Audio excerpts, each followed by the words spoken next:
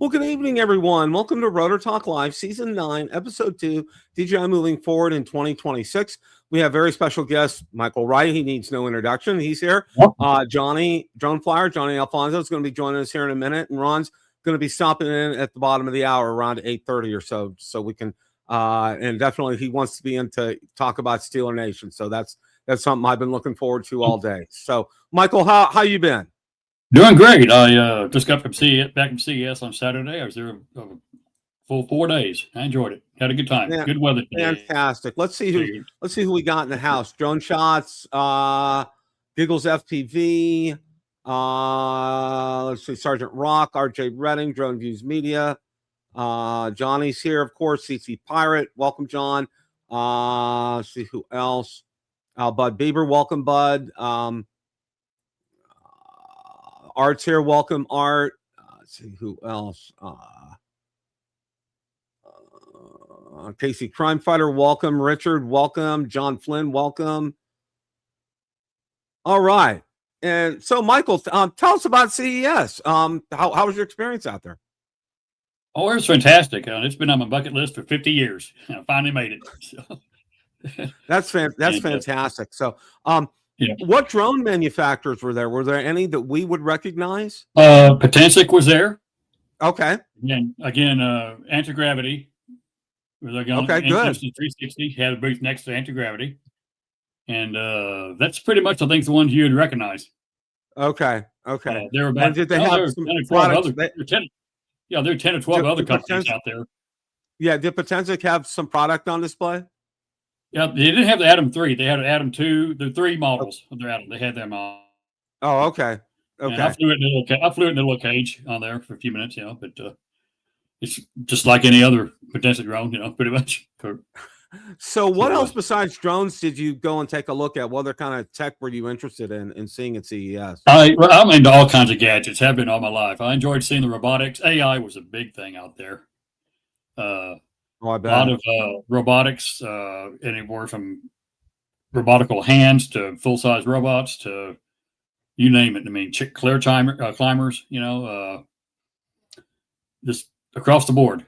Yeah, that's really getting to be big. I know they're really pushing it at our work right now to use AI like Microsoft Copilot and other tools to help us in our jobs. And, a lot of people are worried, this is going to replace people's jobs. And I said, well, not necessarily. It's an enhancement.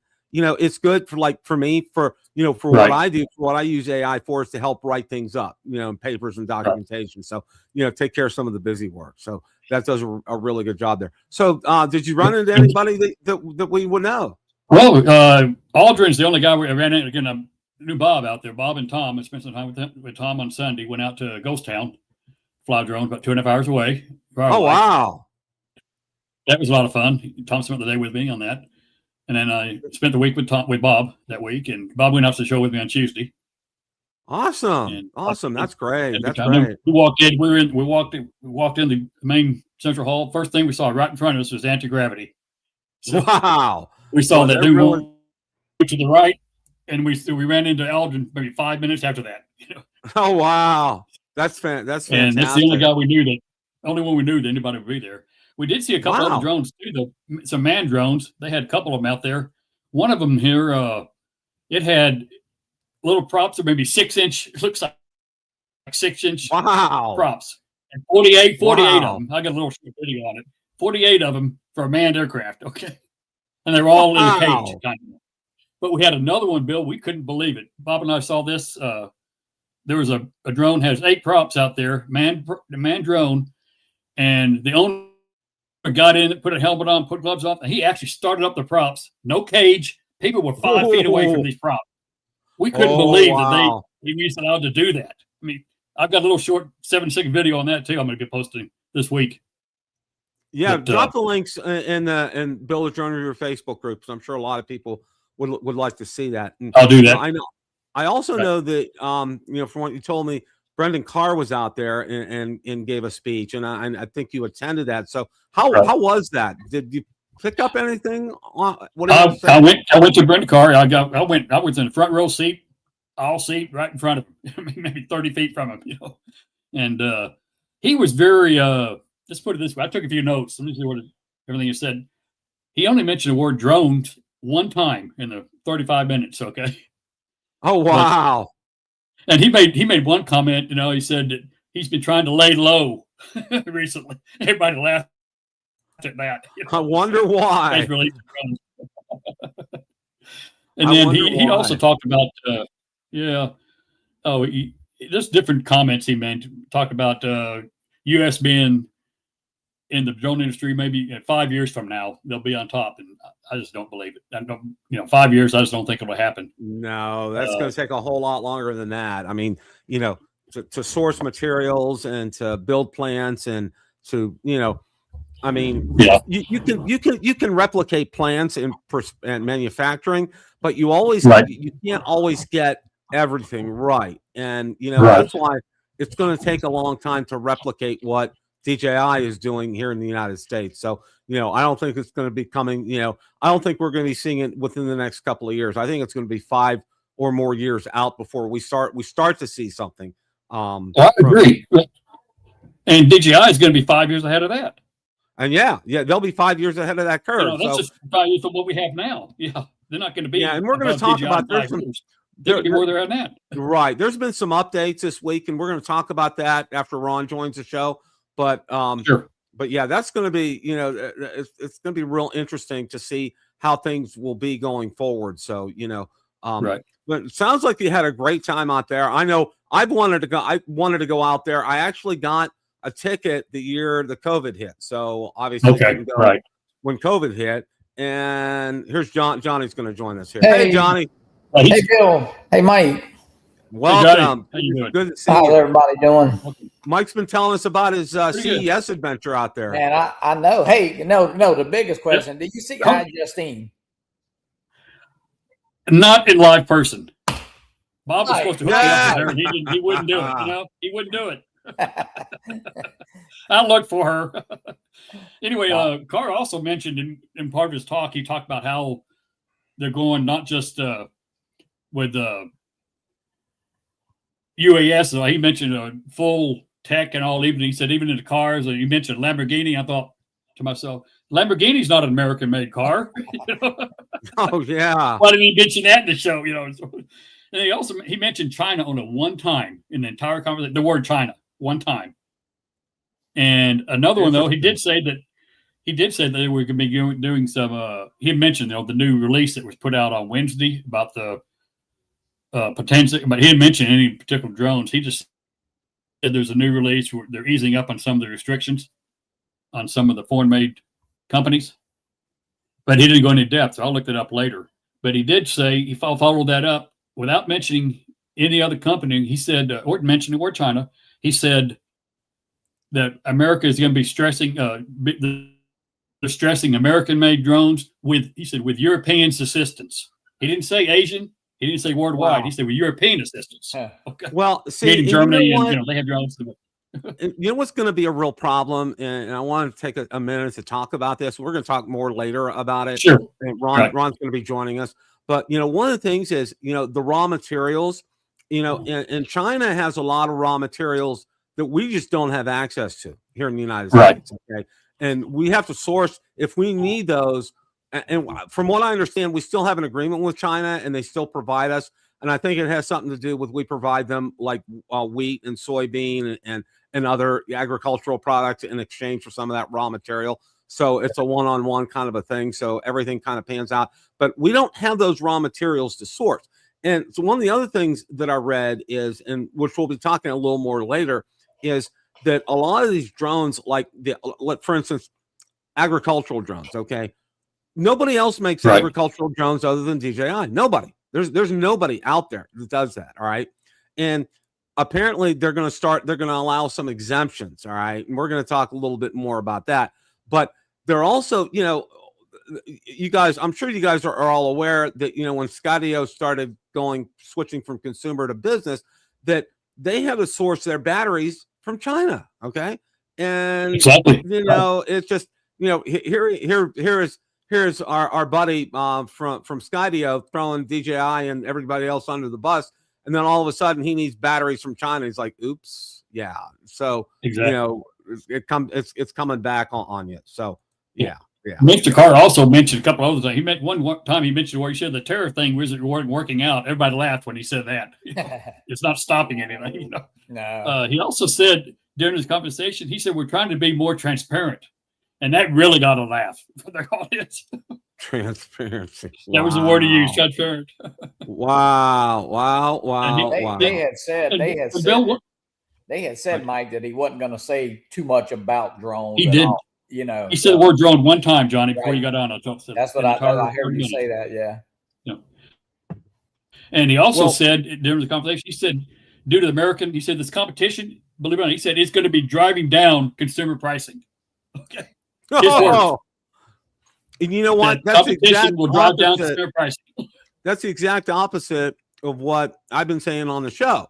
And that's what I've been telling people to go out and to buy items from China or South Korea or Japan while they're still at a reasonable price, because what's going to end up happening the more the time goes on, these prices are going to go up and up and up. Oh, absolutely. Right. Yeah. So I did the same thing, Bill. I bought a lot of batteries, a lot of props. Yeah. I mean, and I know Casey Crime Fighter, he told me, he bought some new props, and I think some prop guards, because he had a little bump in, I think, with one of his drones. And he said that really, he says, he thanked me for prompting him to do that and getting people thinking like that. And I said, you're going to want to do it because, that $125 battery that you're buying now, 4 years from now, it's going to be $525. Okay. So you want to get those things now before they jump up, before you're paying, $500 for a Neo 2 battery, which is, insanity, but it'll happen if you don't start jumping on these things right now. So, wanted to go ahead. There's some articles. And as long as go ahead. Sure. I was just going to say, as long as you maintain those batteries, they'll be fine. I've got some 8 batteries from Phantoms. I've had some in 4 or 5 years. Yeah. They're great condition. Just use them every 2 or 3 months. Charge them up, discharge them, bring them back to 50%. Yeah. They'll be good batteries. They'll last for years. They really will. Exactly. Go ahead, Bill. Now, this is a good article here, and I'm not really going to kind of get into it in depth here. DJI's automated waypoint flight makes cinematic drone flying easy. I know I've done several videos on waypoints as well. What is DJI's automated waypoint flight features really? Adjust speed automatically, smooth turns to curve pass, maintains camera framing, repeats the route precisely every time. Manual flying still matters, but waypoint flight changes how pilots think. Instead of reacting in real time, you're planning shots like a director, letting software handle execution, focusing on composition, not stick input, okay? Which DJI consumer drones support waypoint flight? Mavic 4 Pro, the Mavic 3 series, Air 3S, and my mouse is Air 3, Mini 5 Pro, Mini 4 Pro. And then the article starts to get into and talks about waypoints and setting them up. And that's the thing I think a lot of people get tripped up on, guys, is getting waypoints set up. I mean, once you get it set up, it's pretty seamless and it does everything automatically and you don't have to worry about things. But I know I did a number of tutorial videos out there, and I reference this because this is in Builder Drone Reviewer Facebook group. If you're unsure about waypoints, follow this article, see what it says, because it's really good and it really gets into some things.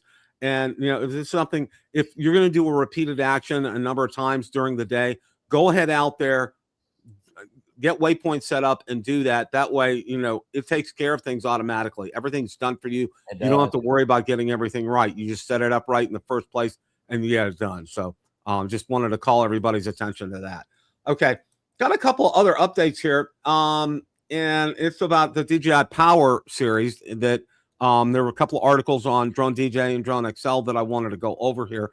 It looks like Yeah, I'm supposed to be sharing here. My computer's on the slow side tonight. All right. DJI releases new firmware updates for Power 2000, Power 1002. Okay, and it gets into the updates here. And you could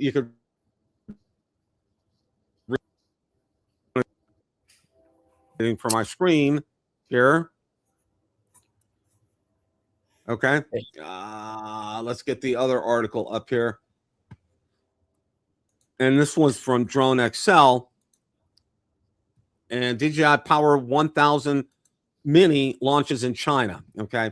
And take a look. It's real. It's very small. It's like almost really kind of handheld right here.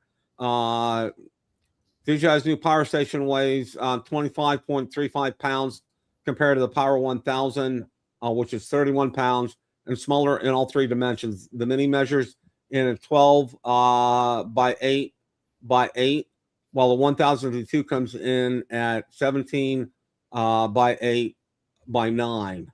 So it has a smaller form factor to it. And let's see here. To help with the reduction in size, DJI made several compromises in output and capacity. The Power 1000 Mini features a 1008 watt-hour battery, slightly smaller than a 1024 watt-hour battery found in the Power 1000 V2. Maximum output is limited to 1,000 watts with a sustained load of 800 watts compared to the V2's 2,600 watt continuous output. USB-C output is also capped at 100 watt, down from 140 watt on the larger models there. Okay, and right now this one's only available over in China at this time. You probably couldn't even buy that on eBay, even if you wanted to do that at this point. So, and then there's a third article here that we're going to get to. No price point on that. No price point on that, Bill Hunt, on that. On that, let's see here. US $500 is on the Mini. That's what the price point is here. Oh, okay. Yeah. I mean, you caught the big one. The Power 1000 was like what, 419 at one time, I think it was. Yeah. The Power 2000 here. There was an article on Drone Excel. The DJI Power 2000 drops to $699 on Amazon, 46% off. Makes this the best drone field charging deal 2026, and it's really packed. It's loaded. That is a great, almost 50% off. That's a fantastic price. If that's something that you need and would help you out in the field or at home, I think that would be something that would definitely be worth it. And again, it's $699 on Amazon right now. Last I checked, they were still out there with that. It's so big. That one I think weighs 38 pounds, I believe. Yeah, it's pretty heavy, Johnny. It really is.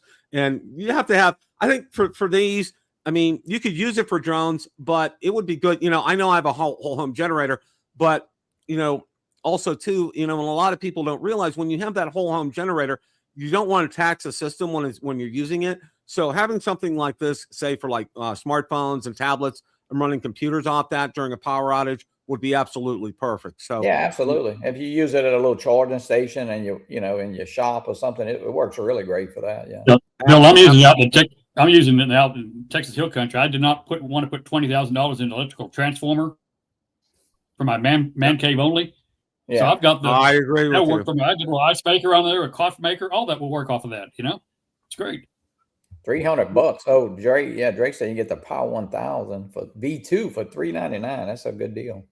The Power 1000. That is a good deal right there. We're going to go ahead and I'm going to start. Let's get this off here.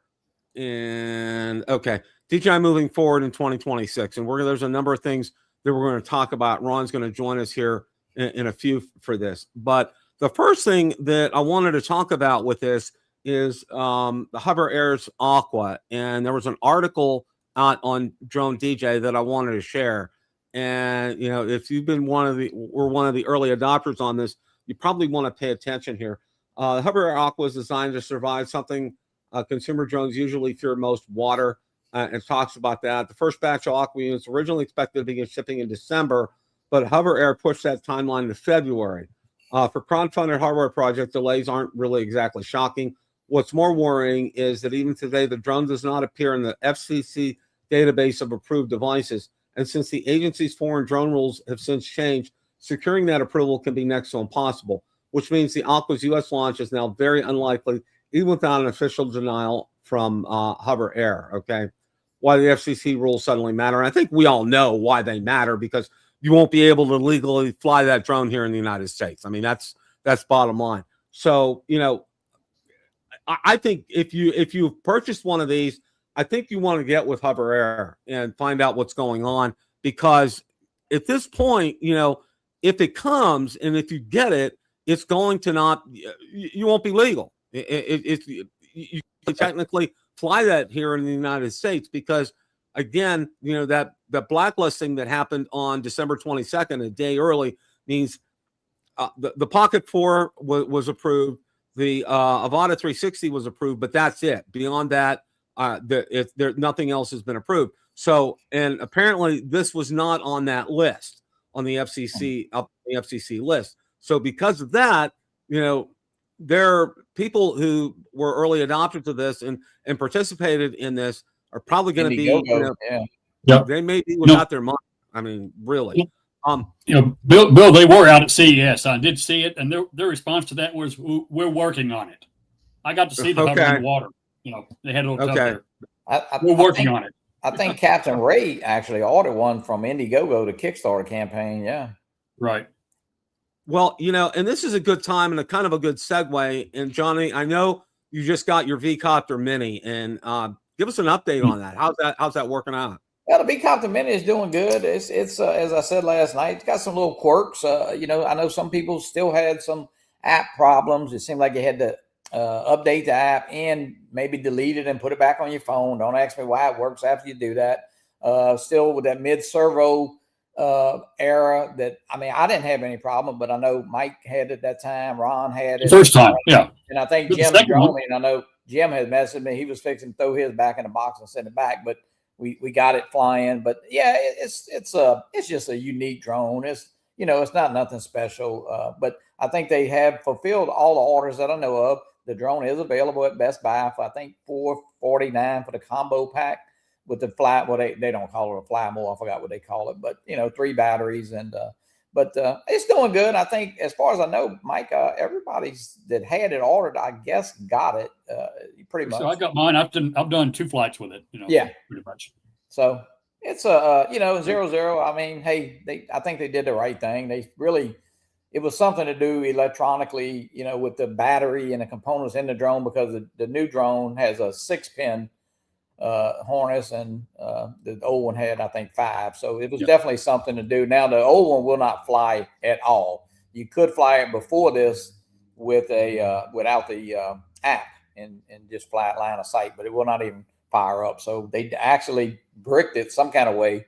So it's you got a good hanging on the wall, I guess, Mike. Yeah, well, it is kind of like that in a way if you lose your props. I texted the support. They put me on the hover support, came back and said they don't have any props. I said, my response was, this drone has been out for 6 months. You don't have the $15, the cheapest accessory you could get for props. Yeah. And then they came back the third time and said, send us your ticket number and we'll take care of you right now. I said, you didn't send me a ticket number. How can I say a ticket number? Well, I think, you know, save your old drone. You got some props there, so hey, you know, and they had, they had a set that came in there. They had an extra set that came in there also. So, which original, not the replacement. So, and if you want any extra batteries, you can't get those either. You know. Well, Captain Ray actually got a battery from AliExpress. A second battery for the Mini. Yep. Wow. Sure I'm did. checking with that, because V-Copter wouldn't. They said we don't have them. Yeah, I don't know where he did. Or no, I'll take that. I'll talk to Ray about it. He got it from Indiegogo, through Indiegogo, some kind of way, or through. Okay, I'll talk to Ray. Yeah. Well, one of the other things that I wanted to talk about real briefly is an update on the Pocket 4 and Avata 360 on their releases here, and I'm going to share a couple of screenshots, and I took these off of DJI rumors. I don't know if you guys have seen that. They're out on X, on Twitter, and they pretty much compile anything that like Igor or Jasper has done, or any other kind of rumors that are going out there. So you know, that's kind of a good one to pay attention to. Now, if you talk about here, and I'm trying to get this up, and I don't know why there we go. All right. Leaked DJI Osmo Pocket 4 and 4 Pro have surfaced. Pro shows a bigger dual camera block, nearly as large as its rotating display. Amazon Germany briefly had listed the Pocket 4. Launch pushed October. Pocket 4 late quarter, first quarter, early second quarter 2026. Pro in April of 2026. So that's the update on the Pocket 4. And below here is the Avata 360. There's a couple of pictures of that. Okay. And last we heard on this, pricing is out there. We pretty much have all the information that we really kind of need right now on that.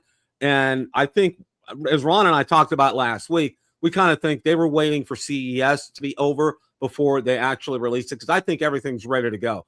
I think they're in the pipeline. I think, retailers are ready, the ones that will be featuring this.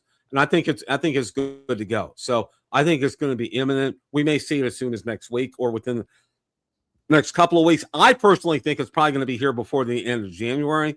That's just off the cuff. That's just what I think. But what do you guys think about the Avata 360? Is that something like you guys would be interested in getting? I'm interested in. Again, I think end of January, but if it doesn't get that, I think it'll be after Chinese New Year. So I think it'll be March. Okay. Okay. That's a good. I don't think they're going to issue it. That's a good point. What do you think, Johnny? Yeah, absolutely. At first, I think everybody was kind of thinking it was just a 360 only, but it looks like it has a 2-camera system where you can fly it regular, and that'll be nice, and having that feature of the 360. But I mean, personally, I think it's coming out day after tomorrow, Thursday. Okay. I think so. I like that kind of thinking. I really do. And looking at the prices, I think you guys probably have seen the prices, and they look very reasonable in terms of what you can expect. Exactly. I mean, it pretty much matches up with what you would normally see, what DJI would post if their website was available in the US. It would pretty much, these prices, I'm really pleased with the pricing system on this. And I think one of the other things that I think DJI has really hit a home run on this with, you can use it as FPV with goggles, or you can use a controller with it. And I think this is kind of a home run. And there he is, Mr. Ron Brown. How are you, Hello, sir? gentlemen. Hey, Ron. How's it going today? Doing great. How you doing, Ron? Doing good. Thank you. Good to see you. Bill, we talked about it, a little bit last night. It's the ecosystem. You got everything. If you got RC2, if you got the goggles, where anti-gravity is kind of behind the 8-ball, you got to buy the whole kit. So big money. And if DJI, did come out with a whole set of goggles and a different controller and a different thing, well, yeah, that drone might be near that $1,500-$1,600, but it looks like it'll work with RC2, which, a lot of us have. So yeah, if we can snag the drone and a couple of batteries for, $500-$600, I mean, yeah, it'll sell like hotcakes. Mm-hmm. And two, what about the rumor? Of course, we've heard this from the beginning that you could flip to a single lens camera too. So if you're not interested in doing 360, you could flip it to just a normal camera and record video like that. So that's a good option that the anti-gravity drone does not have. Yeah, absolutely. Big feature there. Yeah, so and it doesn't have a standard controller. There were a couple of people dropped in the chat. They're asking Johnny how his testing of the Avata 360 is going. So, and I know he's under NDA and he can't really talk about it. They probably know better than send me one, because I'd be like putting videos up. Wasn't it DM Productions at that time? Darren, of course, that might have all been he put it up like a week earlier of one of the drones. That would be me. Well, I know Marcus just posted that you're testing it, but that probably, what he's doing, he's probably deflecting the blame off of himself, because he's probably really testing it and not telling us about it. So yeah. Hope you're enjoying it, Marcus. Okay, that sounds like a real blast. Well, I wish somebody in the U.S. would be testing it, but unfortunately, I think we are past that now. Yeah. As far as I know, Louisiana is still part of the U.S., right? If you abdicate it, you may be able to get the. Well, hey, we could get it exempt from not getting drones. Yeah, I'd vote to take us out for a little while for this year, maybe till something changes. There's a couple of articles here that I want to talk about, and I'm trying to get them up. My computer's really slow, so kind of bear with me here as far as this is concerned. And it's really kind of a blacklist update. And there's 2 articles that were on Drone DJ that I really wanted to talk about. And one of them is about the U.S. Commerce Department, which was, and I read through this, and it's very interesting. If you had a chance to, definitely read this article. And I'm talking to everybody out here because you want to find out, I read a snippet and it really intrigued me. So I dove in and I took on the article whole on. The U.S. Commerce Department backs off FCC says firm. Okay. Late last week, the U.S. Commerce Department withdrew a proposal that would have restricted or potentially barred Chinese-made drones under its Information and Communication Technology and Services Authority, according to Reuters. The proposal had been in motion for months. The Commerce Department sent it to the White House for review on October 8th and continued internal discussions through December 19th before pulling it entirely. This is the same legal authority the department's used to effectively block Chinese passenger vehicles and commercial trucks from the U.S. market over data and national security concerns. Applied to drones, it would have gone far beyond what pilots are dealing with today. Why this matters, Commerce Department's plan was the nuclear option. At first glance, the Commerce Department's withdrawal of its proposal might look symbolic. It isn't. The plan was widely seen as a worst-case scenario for drone operators. The department had been exploring restrictions on care systems inside drones, onboard computers, communication links, flight control systems, software, ground stations, and data storage. Had those rules gone into effect, they could have made existing DJI drones illegal to operate and not just future ones, impossible to import. That's a very different outcome from the FCC's approach, which grandfathered in previous approved equipment, okay? The department itself acknowledged in early 2025 was examining whether foreign-made drones could allow adversaries to remotely access or manipulate devices and sensitive data. That's why this withdrawal matters. The U.S. government effectively chose the less disruptive path. During the December 11th meeting with U.S. officials, DJI warned that blanket restrictions on drones manufactured in China would create unnecessary, conceptually flawed, and would be extremely harmful to U.S. stakeholders, according to online records later retrieved by both Reuters and the South China Morning Post. The argument wasn't theoretical. Public feedback during Commerce's consultation period showed overwhelming concern from drone pilots, public safety agencies, and small businesses. Surveys conducted around the same time suggested a large share of professional operators would face business-ending consequences if access to DJI hardware were cut off entirely. The Commerce Department didn't say DJI convinced it on its merits, but the outcome speaks volumes. Instead of stacking another layer of restrictions on top of the FCC ban, the department walked away. Okay, here. The timing here isn't accidental, and this is important here. Government official told Reuters the move appeared to be linked to that effort. It's tied to Washington's freezing certain actions against China ahead of a planned April meeting between President Trump and Chinese President Xi Jinping. Okay.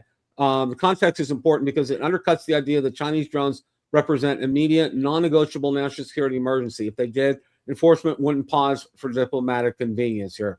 What the FCC ban actually does and doesn't, and I'm going to try to move down here. Despite all the noise, the FCC rules are very specific and very limited. What is blocked? New foreign-made drone models cannot receive FCC equipment authorization. New critical components from foreign manufacturers cannot be certified. Future DJI drones without prior approval are effectively shut out. What is not blocked? Existing DJI drones remain legal to use. Previously authorized DJI models can still be sold. No current fleet is being grounded here. Okay. So you can read the rest of the article at your leisure. But I wanted to bring this up and I wanted to talk about it because I think it's important that, I don't want to say it's 100% in favor of us, but it really, I mean, the brakes got put to this all of a sudden, and that was from the White House, okay? Because apparently they're doing some negotiations with President Xi over in China, all right? And, they don't want to appear to be the bad guy with them.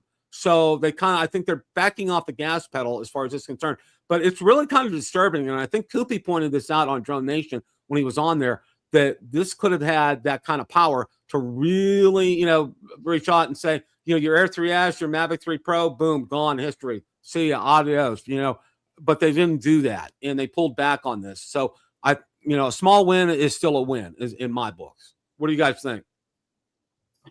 Well, Bill, my comment on that, you mentioned about the drone components of future drones. I still think, or still in the ban. I still believe the Homeland Security or Department of Defense is going to give exception for batteries and Chinese parts for future American-made drones to use Chinese batteries and so forth. They maintain that they still have the right to do that. Well, didn't they say something So about like a 60-40 rule or something? Where does that? 65%. Oh, it's supposedly, 60-40, and yeah. about by next January 7th, they're thinking it's probably maybe reduced to maybe increase to 70% American made. They may increase every year, but right now it's a dead date, January 7th. Gotcha. Yeah, I saw something Supposedly, about that. So. for 1 year. Yeah. Now, there's another article here on Drone DJ too, in the same kind of light here, and it's the U.S. isn't banning every foreign drone after all, and I think this is also good to read as well too. A surprising twist to what was widely described as a sweeping ban on new foreign-made drones, the FCC has now carved out significant exceptions that allow certain important drones and critical components continue entering the U.S. market through the end of 2026. In a new public notice, the FCC confirms that certain drones and drone components will be exempt from its sweeping covered list restrictions following a second national security determination from the Department of War. The move doesn't undo the broader crackdown or new foreign drone approvals, but it does clarify that not all drones are being treated the same here. A quick recap why new drone approvals stopped, and we know what's going on with that. Update, U.S. drone import ban now has select exceptions. The latest update stems from a follow-up determination the FCC received on January 7th, this time from the Department of War. This determination carved out two specific categories of drones and components that, at least for now, do not pose unacceptable national security risk and therefore should not remain on the covered list. These categories are uncrewed aircraft systems and components included on the Defense Contract Management Agency's Blue UAS cleared list. So that's a mouthful right there. UAS and components that qualify as domestic end products under the Buy American standard here. Okay. And companies such as Parrot, Teledyne, FLIR, Neros Technology, Wingtra, Auterion, Model AI, Zephyr Flight Labs, and AeroVironment, all firms that already have deep ties to the U.S. government, defense, or enterprise drone programs. Okay, so that's coming from. What is Blue UAS and why it matters for readers outside defense circles? Blue UAS is a Department of War-led program designed to identify drone systems that meet stringent cybersecurity, supply chain, and operational requirements for government use. Okay, by exempting Blue UAS listed systems, the FCC is effectively aligning its market contracts with existing defense procurement realities, ensuring that trusted drones already cleared for government missions aren't accidentally swept into a blanket restriction here. What this does not change for DJI and Autel Robotics, and we just talked about this before in the other article. The FCC also reiterates it will continue updating the covered list as it receives new determination from national security agencies. For everyday drone pilots, the takeaway remains reassuringly consistent. Your existing drone is still legal. Your current operations aren't changing. There's no sudden shutdown coming. Okay, and that's the and as far as that article is concerned. Bill, so what do you guys? That article is a great article, but it makes almost no reference to hobbyist drones. Yeah, right. And I think, and that's a great point, Ron. And I think what they wanted to do was to kind of really kind of carve out exactly where this is going to fit and where we fit in this. And where these government contracted drones will fit in this, and basically, the article is basically this. It's basically, if you have been approved by the government, you're going to be okay. All right, your components will be allowed to come through if they're coming from China, as far as that's concerned. Now, another question, and I know, and I've seen this raised on several forums in other groups, and I've seen other posting on this too, is DJI agricultural drones.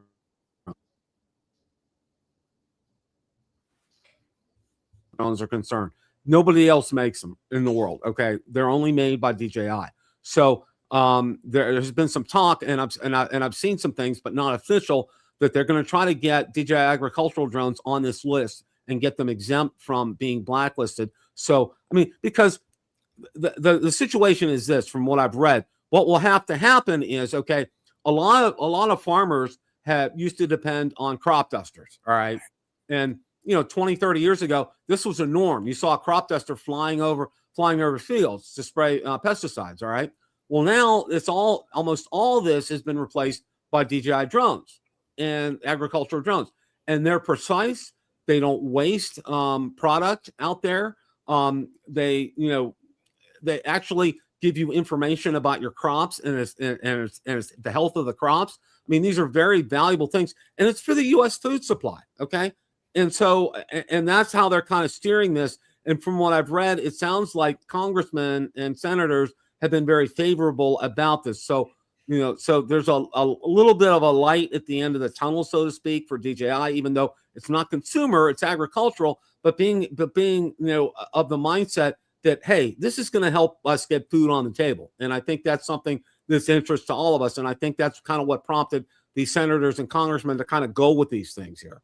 So, I mean, that is some good news. But Bill, the thing is, we all want in the hobbyist community here, there should be a little asterisk on all these rules that says something at the bottom like under 250 gram drones are not included in any of this.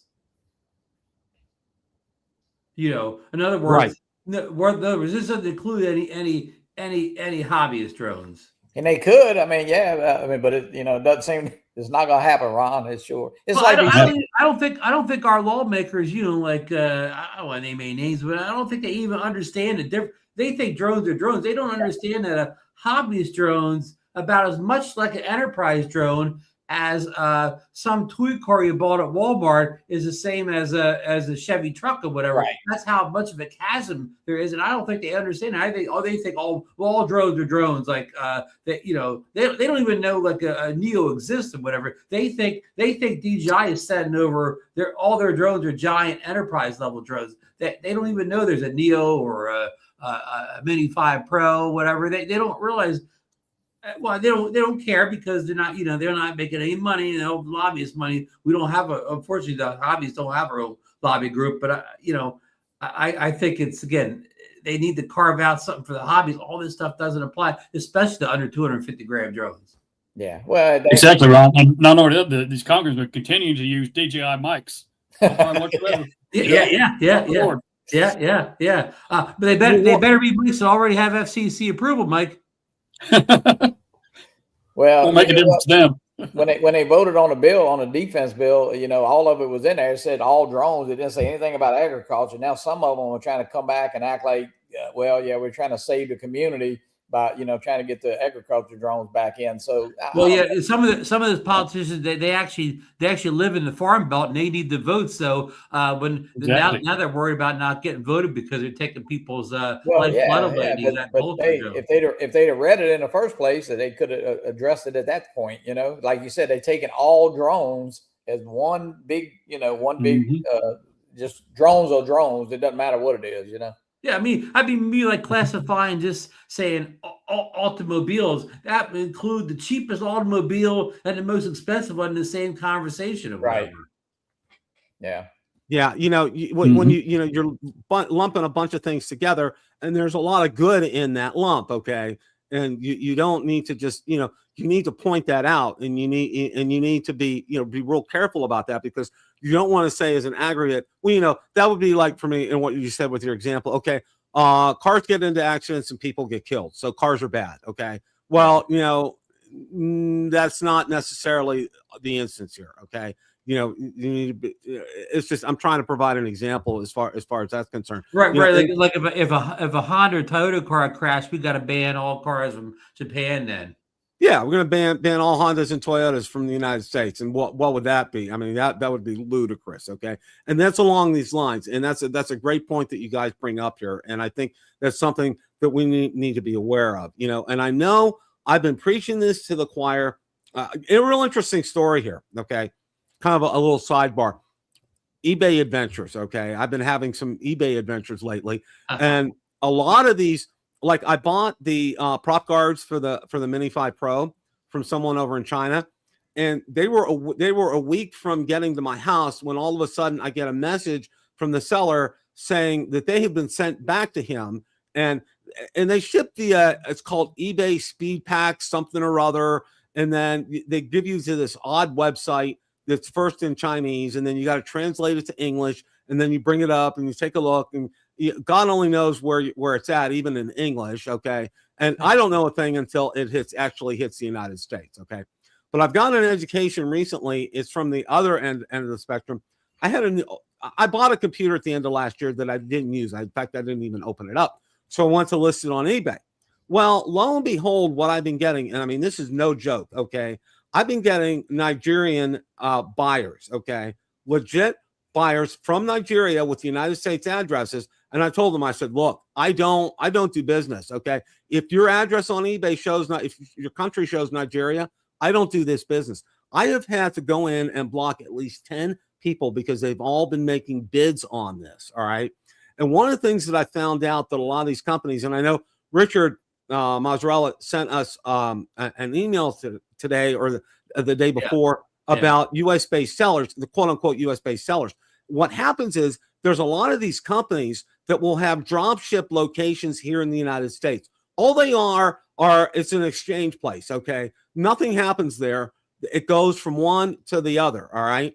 And when they have these drop places listed, that they can be quote-unquote United States, but they're not really United States, okay? So, and what happened in one instance, I accepted one of the bids without really taking a look at this guy, and it was UPS Ground Advantage. And what happens with UPS Ground Advantage is, okay, first part of it's carried by UPS, but the second part is done by USPS. Well, it had one address up at the top, and it had a different address at the bottom, in the same town in Texas, but a different address. I canceled it right away, and I refunded his money. So going forward, I'm going to be putting in my listings that I don't ship to third locations like that and Dropbox locations like that. And I also do not, your address has to match. If it doesn't match, it's a no-go. So as far as that's concerned, that's kind of like some FYI for you guys. I know a lot of you guys have been out there eBaying recently. I want for the most part, my eBay experience has been absolutely fantastic. Okay, especially on the big ticket items. It's better to be a buyer on eBay than a seller, Bill. Oh, absolutely, Ron, 100%. I mean, I can tell you, I had so many horror stories on things that I sold over the years. It was not funny. I mean, just absolutely ridiculous.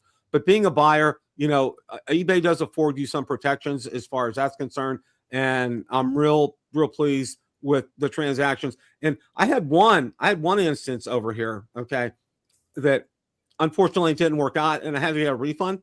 They were so fantastic in terms of getting me that refund. As soon as it hit them, I had the refund in my bank account. It was already there. So they were fantastic about it. Well, as far as buying the US, Johnny and I said this a while ago, a lot of people are selling a Mavic 4 Pro, or at least a couple months ago, for $5,000 on Amazon or whatever, right? But and they're US. But I think what they're doing is they're just waiting for somebody to buy it for $5,000. Then they go order from South Korea for $3,500, and they get it. And then they get to their house, they ship it to the guy that bought in America, and they just pocket the $1,500 difference. And so the person that bought in America thinks they bought US.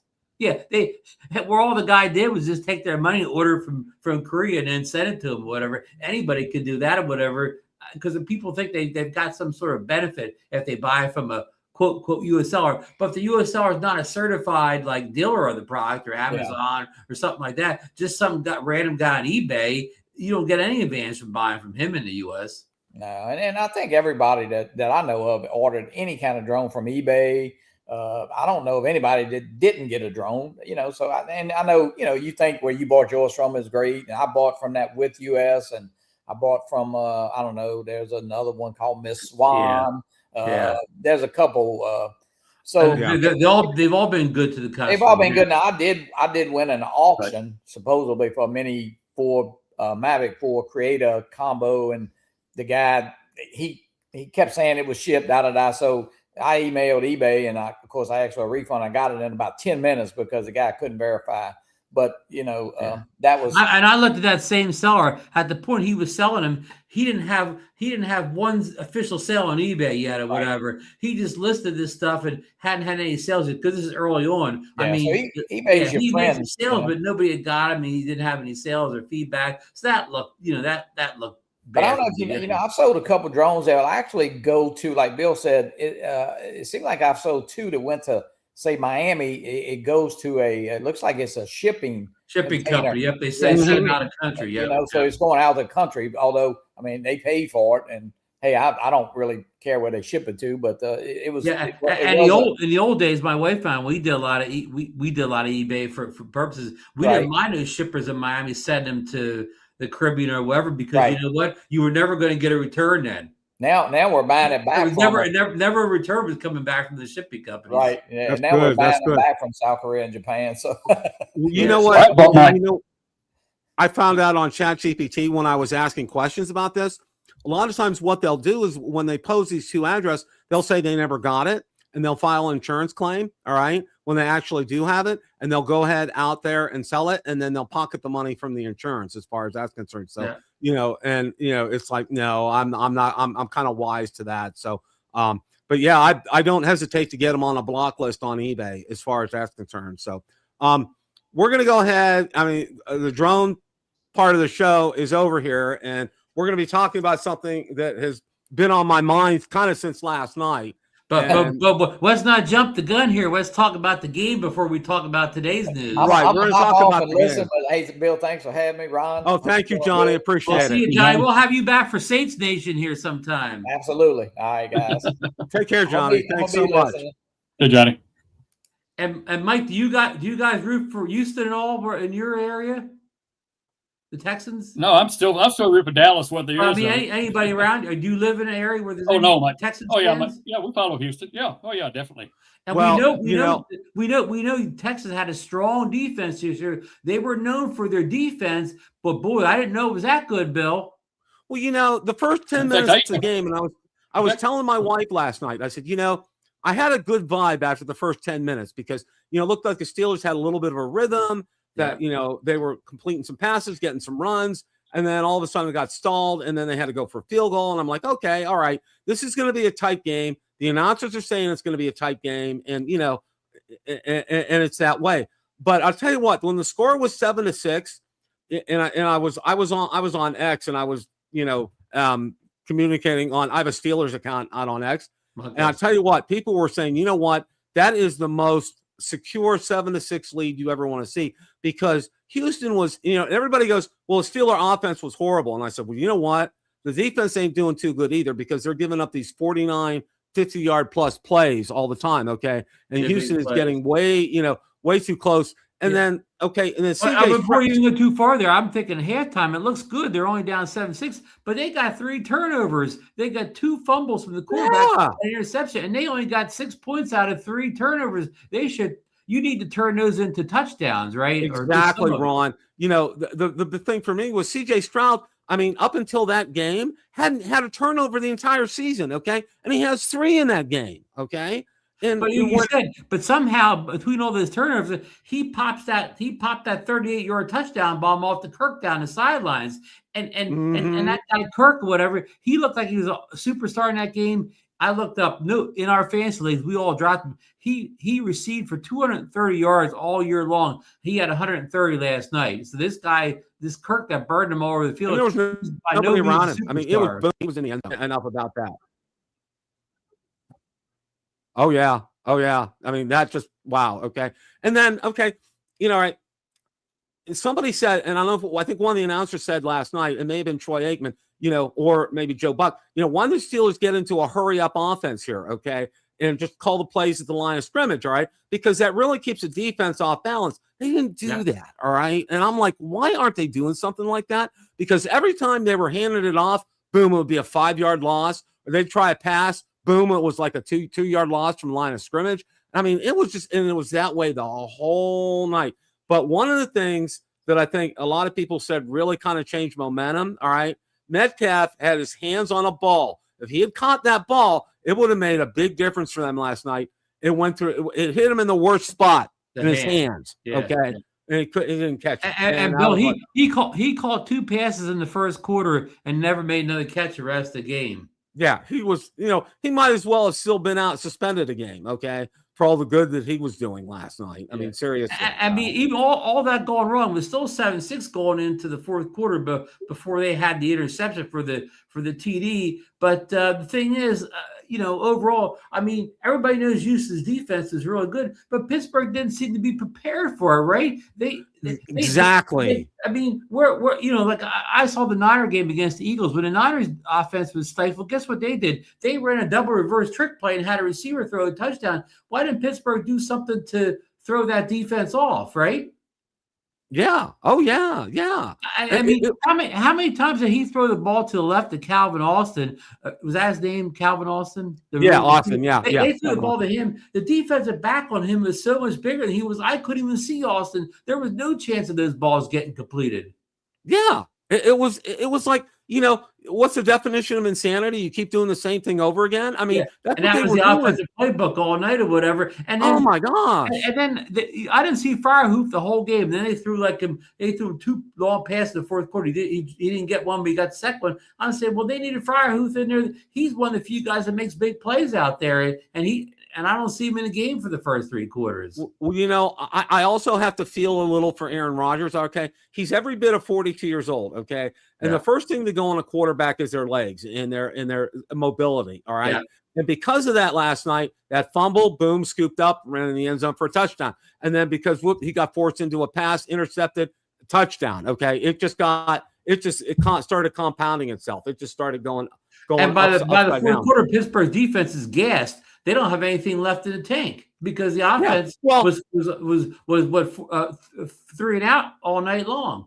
Yeah, and it ended up near the end of the game. They put Mason Rudolph in. I mean, with 2 minutes, Aaron Rodgers wanted to get out of there alive, and I don't blame him for that. So and you know what? You really can't blame Aaron Rodgers for this. Okay, the Texans have an incredible defense, one of the best in the league. All right, so you really can't be poking your face at Aaron Rodgers and say this is all your fault. No, he's 42 years old. Okay, and they should have been better prepared for that defense. They couldn't do what they normally do against that defense. You had to do something different. And believe me, they have the number 1 defense in the league, but that was probably their best defensive game of the year. They haven't shut teams down that good as they did last night. Well, and you know what? That ended up being the most lopsided game of the playoffs this weekend. All right. All the other ones were incredibly close. I watched all of the other ones. Though they did outscore the Chargers, I think, who only got 3 points the night before. That's true. But all in all, somebody did an analysis since, in Tomlin's reign, he has had some incredible point losses in his playoff games. He has 5 double-digit playoff losses in a row. Yep. Oh yeah. Well, I went to one of them. Won them back in 2011 and 2010. Okay, I went to one. It was against Jacksonville. Ron, they were up, and Jacksonville ended up winning the game with like 35 seconds left. I went to that game. You could have heard the air come out of the stadium when they scored that touchdown right at the end there. I mean, I was like, you got to be kidding me. You absolutely have to be kidding me. Well, I got out on X last night, and I have to say, right after the game, the first thing that was coming up on my feed like crazy was #Fire Tomlin. Okay. And then his press conference was very different from his other ones, okay? Because I've watched his press conferences, okay? And it's usually wash, rinse, repeat. He says the standard is the standard. Got to give Houston credit. They're a good football team. Blah blah blah. He said I have no words to explain what happened. Words can't explain this. No words. Yeah. Yeah, he was very kind of contrite. It was very different. Something was very different here, okay? And I think it probably kind of led to what ended up happening today. Was he met with Art Rooney II, and after that meeting is when the statement was issued that Mike Tomlin is resigning as head coach of the Pittsburgh Steelers. Now, one of the things that I found out is the Steelers retain the rights to Mike Tomlin, all right? And what this means is in order for him to get another head coaching job in the NFL, the Steelers have to trade him to that team, all right? That's what has to happen in order for him to get another head coaching position. He's probably going to network TV this year then. Exactly. And that's exactly what I said. He's going to go to Fox or NBC or CBS or ESPN, okay? He's going to get paid the big bucks. Bill Cowher did the same thing, all right?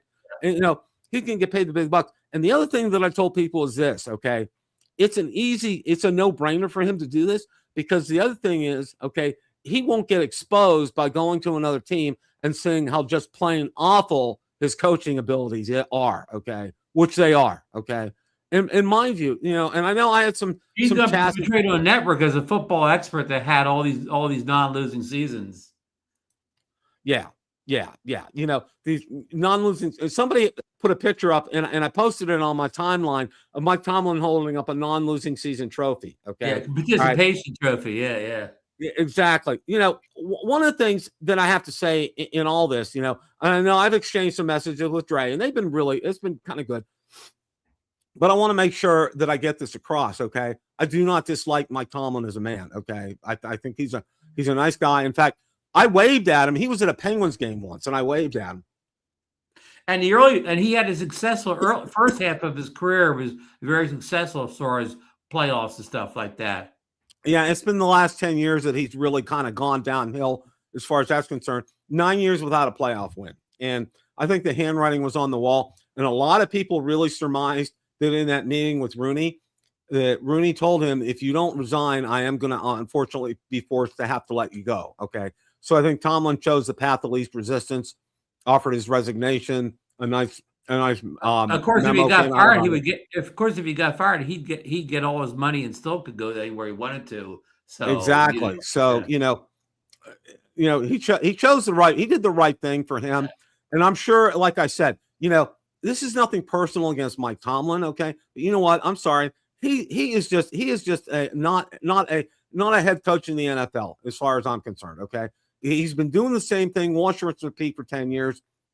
Finally, or at the very least, he needed to change, and the Steelers both needed to change. They could start new tomorrow. Now, you think Ali Khan should be the next guy out the door, right? Or the yeah, he's just as bad. Okay, and you know what? And I wish we could get rid of Art Rooney II too, but we can't. You can't fire the owner. Can't fire the owner. But you know what? Cowboys, right, Mike? Can't fire the owner. That's right. Well, I used to follow Bradshaw. His house is 5 miles from my house where I lived. Oh, and yeah. He lived in Dallas' entire playing career, as well as his broadcasting career. And I went to his estate sale 2 years ago at his house. So. Oh, wow. Huh. Well, one of the things is, Art Rooney Sr., who I actually met, believe it or not, at a Pirates game in the 1970s, and Dan Rooney, who I never met, okay, they were the architects, and they built the Steelers into the dynasty that they were, okay? They won the championships and everything. And then Dan Rooney became ambassador to Ireland, and then unfortunately, he had severe scoliosis. His health was horrible, so he handed everything off to Art Rooney II, his son. And old Art Rooney was one of the most beloved owners in the league, right, Bill? Oh, he was. Everybody loved him. I mean, everybody was a friend to him. He loved everybody, okay? Now, Art Rooney II has a background. He's an attorney, all right? And he's in dealing with finances. And he's running the Steelers like a business, all right? It doesn't matter if they make the playoffs or it does, they do get more money. But all in all, he's running it like a business. He wants to get that revenue stream coming in.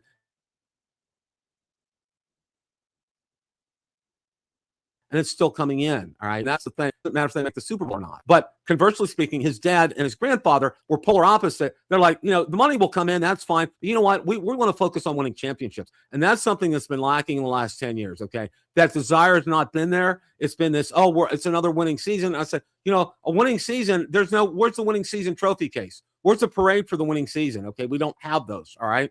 You know what? Let's call it like it is. And the first order of business, I saw this and I looked through a lot of the sports writers.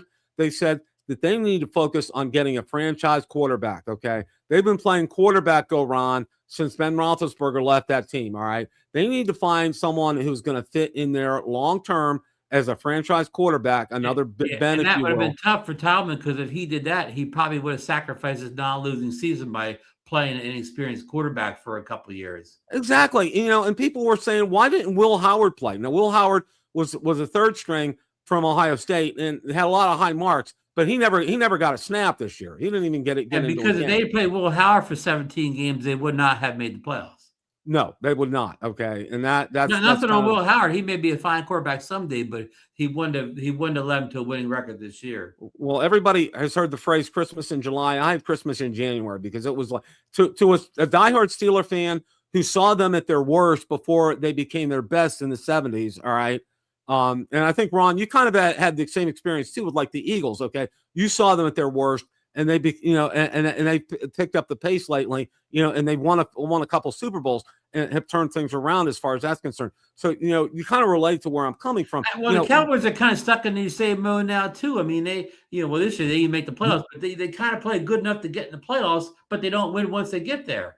Yeah, exactly. So, this attitude has to change. And they're talking about trying to get a coach in a younger kind of a mindset, kind of like a Dan Campbell from the Lions, or the coach that the Bears have right now. Hopefully more of an offensive-minded coach or whatever. An offensive-minded coach, exactly. So, they got plenty of time. I'm glad this happened now because it gives them plenty of time to go through and find somebody that's going to be a right fit for them. So, right. And maybe Rooney should even do something. Did you hear what Miami did to help them with their? They fired the coach and GM. They brought Troy Aikman in to advise them to help them hire a GM and a coach.